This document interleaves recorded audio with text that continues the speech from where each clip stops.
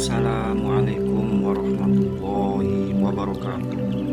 Alhamdulillah wassalatu wassalamu ala rasulillah sayyidina Muhammad ibn Abdillah wa ala alihi wa sahbihi wa mawala amma ba'd. Yang kami selalu takdimi dan muliakan guru mursyidku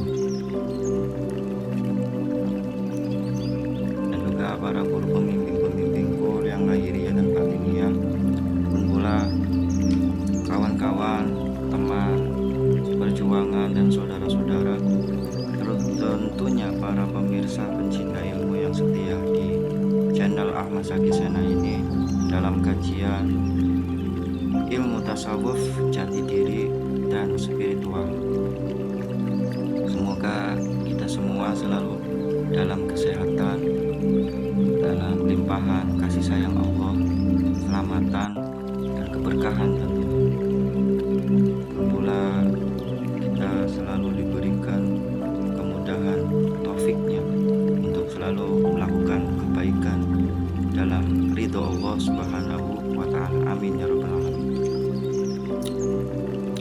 Kawan-kawan, pada malam hari ini saya akan membahas tentang sedulur papat kalimat pancer.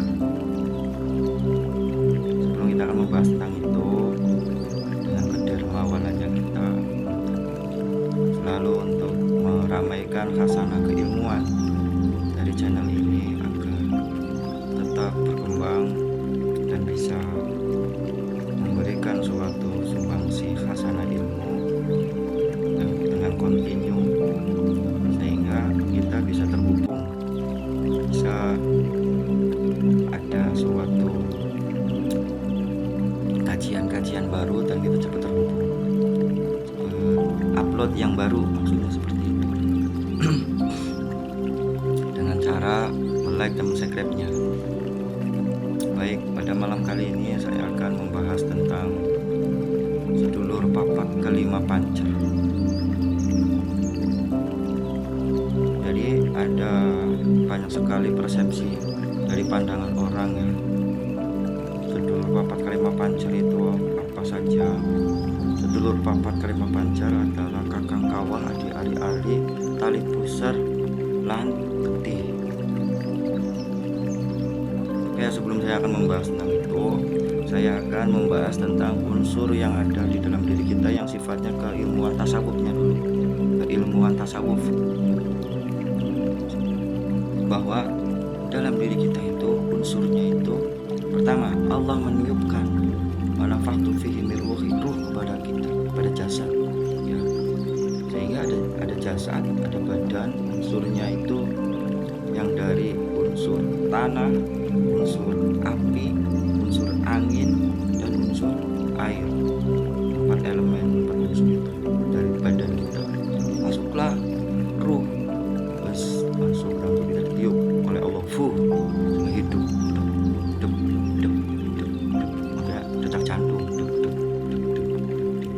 Nah, dari masuknya ruh pada jasad itu, di situ menumbuhkan suatu unsur jiwa ya, nafas namanya, nafas jiwa atau diri yang antara ruh dan jasad. Mana saya ini jasadnya tangan, tapi lakunya saya ini karena sudah meresap ruhnya itu pada badannya. Nah, muncullah nafas atau jiwa ya, jiwa. Nah, di dalam jiwa itu memiliki hawa nafsu. Hawa itu adalah kehendak, keinginan, kudrot ya. Kudrot dan irodat itu adalah keinginan. Kudrot kuasane kang pangeran, irodat kan kehendaknya pangeran tapi dititipkan kepada manusia. Namanya sifat dalam sifat wajib itu sifat ma'ani ya, sifat ma'ani. Nah, dalam hawa atau kehendak itu memiliki beberapa unsur. Nanti di situ ada latifah yang 7. Latifah itu diantaranya yang terbawa itu ada latifatul lawamah, latifatul amarah,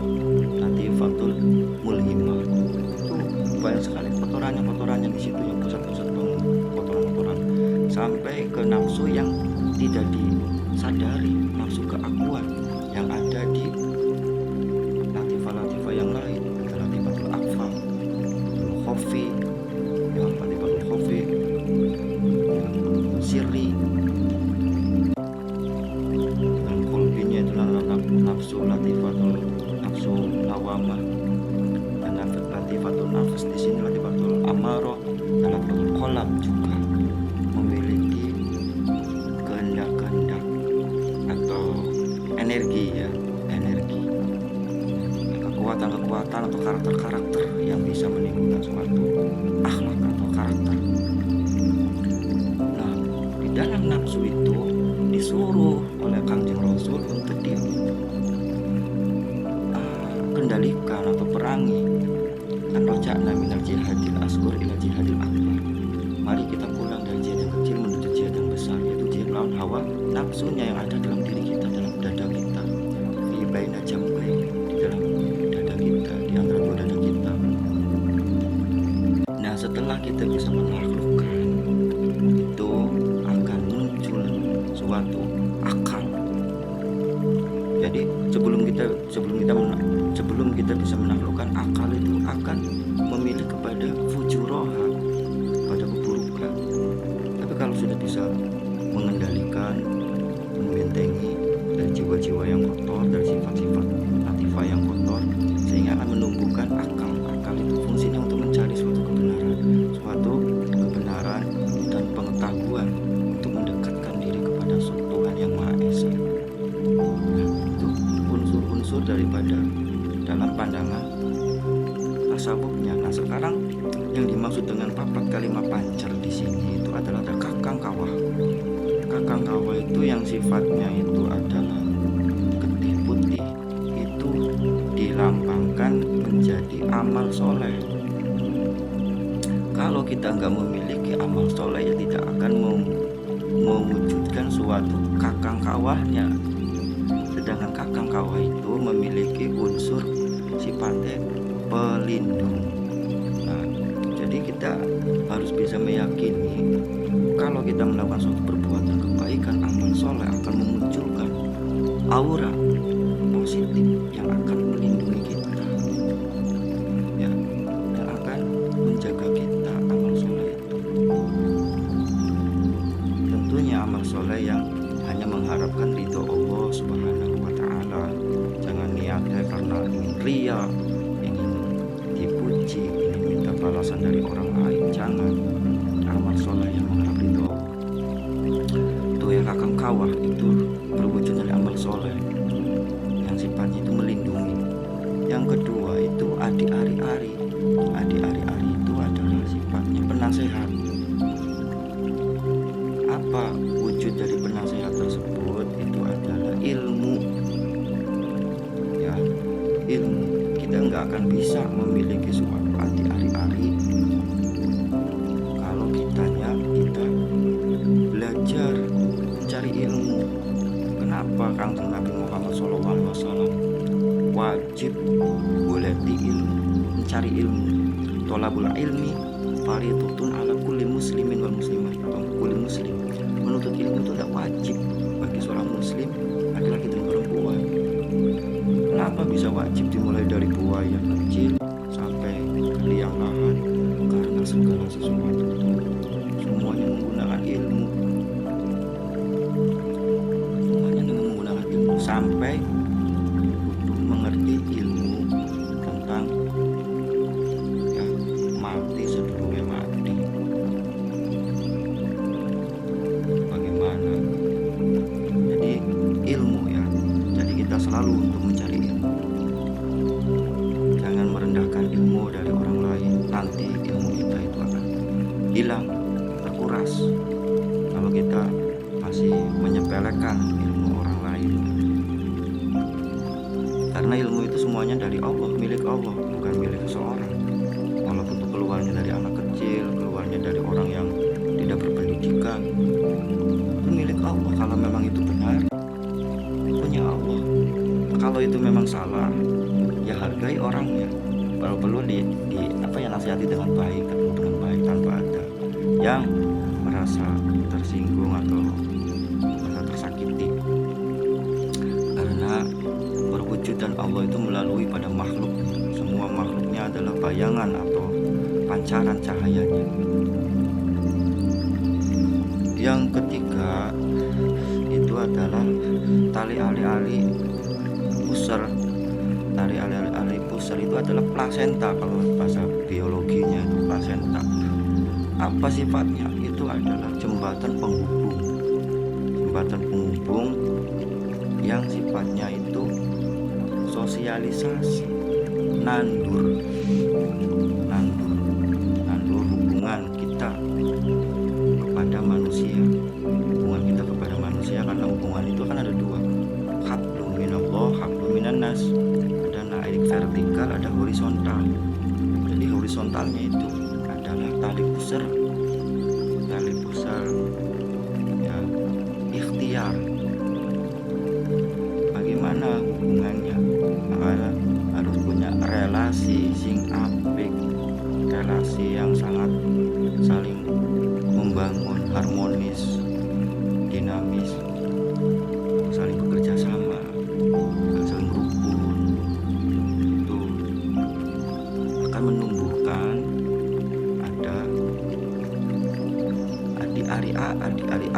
ada adi plasenta, tali pusar itu jembatan ikhtiar kita yang berhubungan dengan manusia. Jadi lanjut, yang keempat itu adalah getih. Nah, getih itu apa? Getih itu adalah energi. Getih itu adalah power, energi untuk mengelola dalam unsur badan kita. Makanya sifatnya getih itu adalah kekuatan, energi. Bagaimana yang namanya kekuatan? Harus dioptimalisasikan, harus dikelola. Caranya kalau kita ingin membangkitkan sedulur getih ya dengan riyadhah itu amalan, rialat ya, rialat, peperihan, puasa, meditasi, sehingga bisa untuk memfokuskan antara sedulur-sedulur yang tadi saya bahas tadi. Terus yang pancernya itu adalah angen-angen atau ruh diri kita. Angen-angen itu adalah pikiran kita diwakili yang sebagai perwakilan dari kolbu. Kolbu itu adalah singgasananya ruh situ, sehingga angen-angen kita yang sifatnya, namun sifat fungsinya itu adalah kepala pemerintahan, komando, pemimpin. Siapa yang memimpin? Berarti angen-angen ruh kita, sebagaimana Allah tadi dalam hadisnya, ana inda dzoni abdi, sesungguhnya saya tergantung pada sangkaannya. Jadi sangkaannya ruh kita itu baik ya baik, sangkaannya ruh kita itu jelek ya jelek. Makanya sangkaan kita, angen-angen kita itu harus diisi dengan pendekatan diri kepada Allah. Talinya adalah zikrullah, kembali lagi pada zikrullah, sehingga antara tali pusar dengan angen-angen dikelola, sehingga akan menumbuhkan ruh idhofi. Ruh idhofi itu adalah guru pembimbing. Bagaimana tadi saya jelaskan bahwa apabila kolbu sudah mengendalikan hawa nafsunya, nafasnya, hawa buruknya, maka akan memunculkan akal-akal yang mengarah kepada watakwaha. Fujurohanya ditekan, akan menumbuhkan watakwaha, sehingga watakwaha itu menumbuhkan suatu guru idhofi, guru batin, guru petunjuk, guru batin. Nah, dari guru batinnya itu nanti akan mengarahkan kepada guru rohania secara jasadia, yaitu guru mursyid. Diarahkan, saya titip kepada guru mursyid torekot ini, saya titip kepada guru Sitorekot ini, saya titip kepada guru Sitorekot ini, dititipkan dari guru idofi itu, guru rohani itu, sehingga sedulur papat kalimah pancer itu akan terkoneksi, akan kita pahami ya. Jangan amalan kebatiniannya saja tanpa memiliki tadi, tanpa memiliki kakang kawan pelindung amal soleh, tanpa ari-ari ilmu pengetahuan, ilmu apa saja, ilmu agama, ilmu apa, ditimba semua tanpa ada tali ari pusar, yaitu hubungan sesama manusianya, sosialisasi hubungan. Karena di situ tempat kita menandur itu, di situ gimana mau memanen, memuai kalau kita tidak ada sawah ya. Nandurnya itu kan diantaranya itu di hubungan kita kepada sesama manusia, kemanfaatan, seperti itu kemanfaatannya.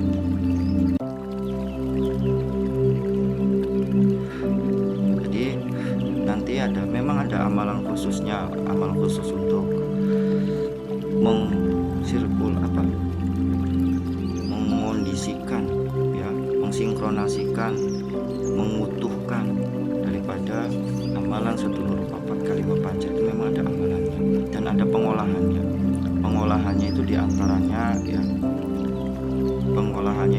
ada pengolahan tubuh, ada pengolahan nafas, ada pengolahan pikiran, ada olah jiwa, ada olah rasa, olah sir. Kalau unsurnya, tanah unsurnya kulit daging, air unsurnya tulang, sendi, sumsum, udara unsurnya masuknya ke otot dan saraf, api unsurnya ke darah, itu unsurnya ya. Nanti ada tabiat-tabiatnya yang harus kita miliki, diantaranya tabiatnya dari sedulur papat kalimah pancer yang mendasar itu ada martabat 7. Martabat 7 itu diantaranya sabar, syukur, tawadu, loman, dan afuwu suja, dan mahabbah. Sabar karo syukur, tawadu, loman itu dermawan, afu pemaaf, suja itu pemberani, satria, lan cinta itu penuh dengan kasih sayang dan harapan,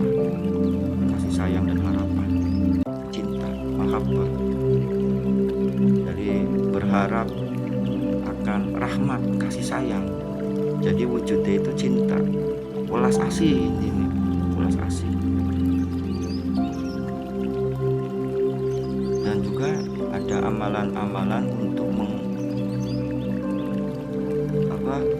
mengumpulkan atau mengkoordinir atau mengutuhkan suatu sedulur papat kalimah pancer dengan metode tasawuf dan jati diri, pengolahan spiritual seperti itu. Tapi untuk kali ini saya belum bisa untuk memberikan wedaran keilmuannya karena harus kontaminasi, harus diprobitohkan istilahnya itu. Jadi harus diprobitohkan itu harus direnungi dulu, harus ditafakuri dulu, kontemplasi dulu. Demikian dari pembahasan sedulur papat kalimah pancer. Semoga ada manfaatnya dari wawasannya. Apabila ada sedikit perbedaan, mohon maaf ya, namanya juga sunatullah perbedaan, tapi tiada bukan amalan untuk menambah suatu hasanah kebaikan dalam keilmuan tataran ranah ilmu tasawuf, jati diri, dan spiritual, untuk mengelola agar kita mengetahui diri kita sendiri, agar bisa mengenal Allah dan pada siapa kita akan kembali. Aina tadhabun, pada siapa akan kita kembali. Semoga ada manfaatnya. Wallahul muwaffiq ila aqwamit thoriq. Wassalamualaikum warahmatullahi taala wabarakatuh.